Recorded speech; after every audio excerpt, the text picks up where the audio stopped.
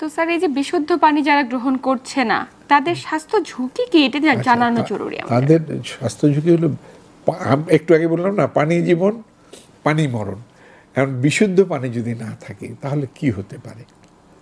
একটা হলো আমরা পানি খাই, আরেকটা হলো পানি ব্যবহার করি হাত মুখ ধোয়ার জন্য, গোসল করার জন্য। সব জায়গায় কিন্তু দূষিত পানির অসুবিধে আছে। দূষিত পানি যদি আপনি খান, খুব সাধারণভাবে যে সেটা হলো উদরাময়। এরপরেরটা যেটা হচ্ছে সেটা কলেরা, আমাশয়, ডিসেন্ট্রি। এই চারটা একদম কমন হচ্ছে সব জায়গায়। এরপরে মারাত্মক যেটা, এই দূষিত পানিতে হেপাটাইটিস বি ভাইরাস থাকে। আচ্ছা, সুতরাং এই পানি খাচ্ছে জীবন বাঁচানোর জন্য, ওদিকে কিন্তু তার লিভার শেষ হয়ে যাচ্ছে।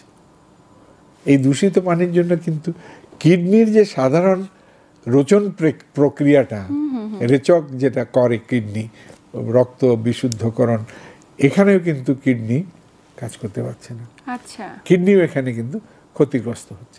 এর ফলে যেটা হচ্ছে, একটা হলো যে আমাদের যেটা অন্ত্র বলি আর কি, আমরা খাদ্য প্রবাহ বা খাদ্য আর যে সিস্টেমটা আমাদের শরীরে আছে, পরিপাকতন্ত্র, এটাতে একটা অসুবিধে হতে পারে। ওই যেটা আমি বললাম যে ডায়রিয়া, কলেরা, ডিসেন্ট্রি এগুলো হচ্ছে। লিভারে গিয়ে কিন্তু যেটা সবচেয়ে মারাত্মক সেটা হলো হেপাটাইটিসের ঝামেলা। আরেকটা হলো কিডনির উপরে যে চাপ পড়ে। এখন লিভার, কিডনি দুটোই কিন্তু আমাদের শরীরে অত্যন্ত অত্যাবশ্যকীয় অংশ। কিডনি খারাপ হলে জীবন শেষ, লিভার চলে গেলে জীবন শেষ। সুতরাং এই দুটো হলো একটা চরম ঝুঁকিতে পড়ে যাচ্ছে। এটা হলো এক। এরপরে যেটা হয় সেটা হচ্ছে যে আপনার গায়ে যে পানিটা আমি দিচ্ছি, দূষিত পানি, চর্মরোগ, একদম, বিশেষ করে এক্সিমা, এটার মানে প্রকট আকার ধারণ করে এই সময়।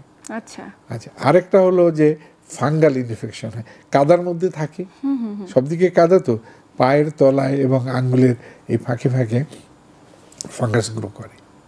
এটা খুব সাধারণ ব্যাপার একটা, যে পা ভিজলেই যদি কিছুক্ষণ পা ভেজা থাকে, কাদার মধ্যে থাকে, ফাঙ্গাল ইনফেকশন হবে। এরা তো ঘন্টার পর ঘন্টা, দিনের পর দিন থাকছে, এই একটা অসুবিধা হচ্ছে। তো এটা হলো বাহ্যিক দিক থেকে।